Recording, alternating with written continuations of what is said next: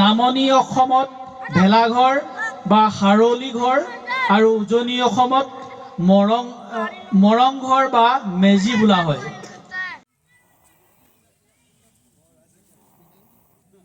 কাৰ্যসূচী চলি আছে। কোঁৱৰ ডাঙৰীয়াই আমি ভেলাঘৰ উদ্বোধন কৰিব বিচাৰিছে।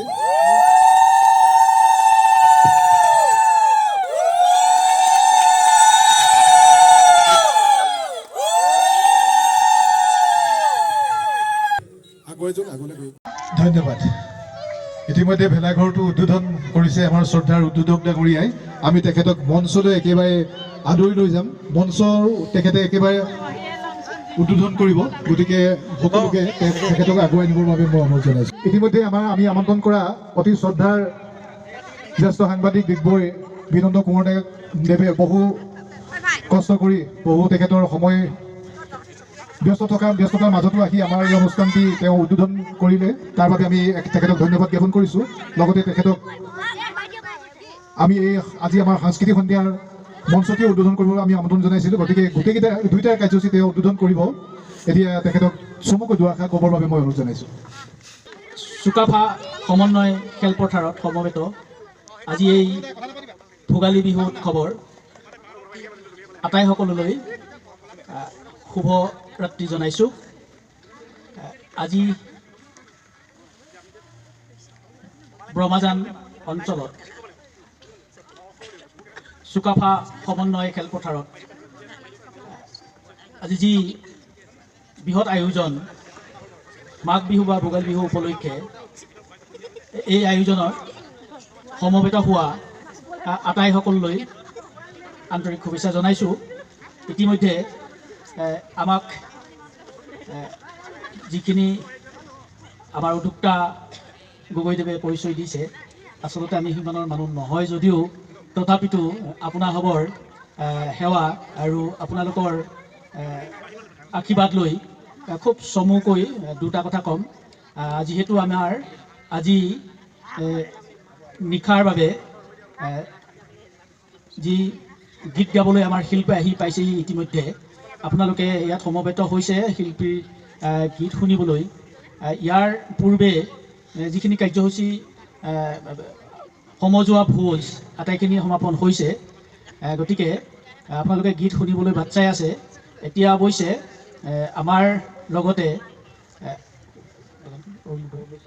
অৰুণোদয় চাহ বাগিচাৰ আমাৰ সকলোৰে সন্মানীয় শ্ৰদ্ধাৰ চিকিৎসক মহোদয় ডাক্তৰ ৰবীন বৰশইকীয়াদেৱ আছে, বৰচেতিয়াদেৱ আছে।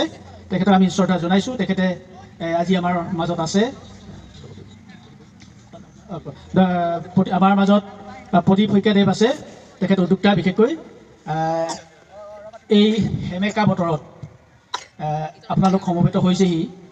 এতিয়া অৱশ্যে মোৰ কথাখিনি আপোনাক বৰ বিশেষ আমোদ নিদিব, তথাপিতো আনুষ্ঠানিকতা ৰক্ষা কৰি দুআষাৰ ক'ব লাগিব। যিহেতু ভেলাঘৰ উন্মোচন আৰু সাংস্কৃতিক সন্ধিয়া উন্মোচন কৰাৰ আমাৰ দায়িত্ব অৰ্পণ কৰিলে, এই কথাকেইটাকে আপোনাৰ আগত মই খুব চমুকৈ ক'ম। বিশেষকৈ আমাৰ উদ্যোক্তাসকলতো আইসকল বাপসকল উদ্যোক্তা সমিতিৰ আটাইসকল আছেই, কিন্তু ইয়াতে আমি দেখা পাইছোঁ আমাৰ বিদ্যালয়ৰ ছাত্ৰ ছাত্ৰীও কিছু আছে। গতিকে আমাৰ জ্যেষ্ঠসকলে মাঘ বিহু বা ভোগালী বিহু সম্পৰ্কে কিছু জ্ঞাত জানে, কিন্তু আমাৰ ছাত্ৰ ছাত্ৰীসকলো দুই এটা কথা নাজানিব।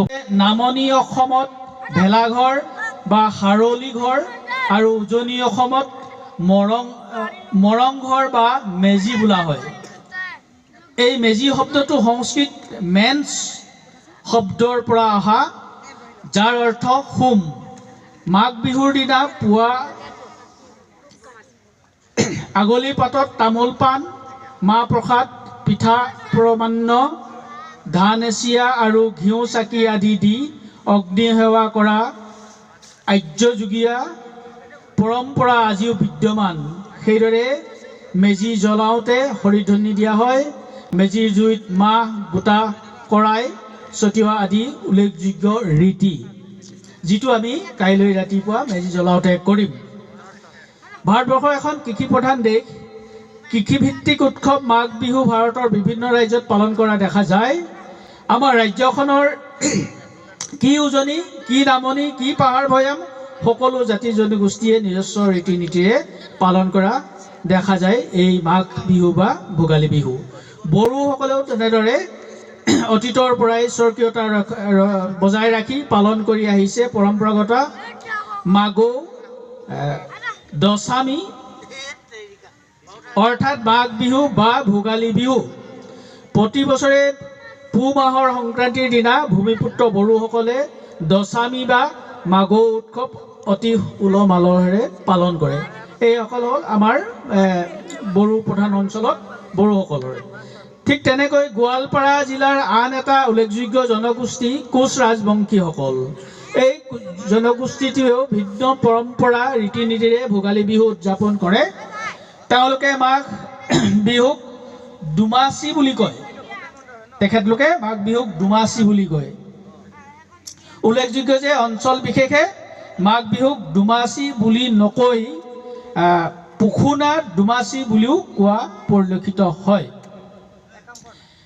ঠিক তেনেদৰে আমাৰ তিৱা জনজাতি যিসকল আছে, তিৱা জনজাতিসকলেও ভোগালী বিহু উদযাপন কৰে। পাহাৰীয়া তিৱাসকলৰ মাঘ বিহুক জোনবিল মেলা উৎসৱৰ সৈতে সম্পৰ্ক আছে। জোনবিল মেলা গোভা ৰজাৰ পৃষ্ঠপোষকতাত জোনবিলত পাৰত অনুষ্ঠিত কৰা হয়। মাঘ বিহুৰ পিছত বৃহস্পতিবাৰৰ পৰা আৰম্ভ হোৱা জোনবিল মেলালৈ পাহাৰৰ তিৱাসকলে স্ব উপাৰ্জিত সামগ্ৰী বিনিময় কৰে। উৰুকাৰ দিনা পুৱতি নিশা তথা বিহুৰ দিনা পুৱাই মেজিত জুই দিয়ে। অগ্নি দেৱতাক স্মৰণ কৰি ঘাই মেজিত অগ্নিসংযোগ কৰে। সকলোৱে হৰিধ্বনি দিয়ে। এই কথাখিনি তিৱাসকলৰ সমাজত আমাৰ আছে। ঠিক তেনেকৈ মিচিংসকল আছে, আমাৰ মিচিং ভাইসকল, মিচিং সমাজে মাঘ বিহু পালন কৰা দেখা যায়। মিচিংসকলে মাঘ বিহুৰ উৰুকাৰ দিনা গাঁৱৰ সমীপৰ পথাৰত মেজি সাজি গাঁৱত ডেকা গাভৰু সকলোৱে মিলি সন্ধিয়া এসাঁজ প্ৰীতিভোজ খাই ৰং ৰহইচ কৰে। ডেকাসকলে ৰাতি ভেলাঘৰত থাকি মেজি ৰখীয়া হয়, যিটো আমিও কৰোঁ। ৰাতি মেজি ভেলাঘৰত থাকি ৰাতি মেজি ৰখোঁ। এই কথাখিনি আমাৰ অসমৰ বিভিন্ন জনগোষ্ঠীয় সমাজত এইদৰে আমি ভোগালী বিহু পালন কৰি আহিছোঁ। আমাৰতো আহোমসকল, সোণোৱালসকল বা মৰাণ মটকসকল আদি আটাইসকলে আজিকালি মানে দেখা যায় গোটেই ভাৰতবৰ্ষতেই যিসকল হিন্দু ধৰ্ম প্ৰায় সকলেই মাঘী উৎসৱ বা মাঘ বিহুটো পালন কৰে।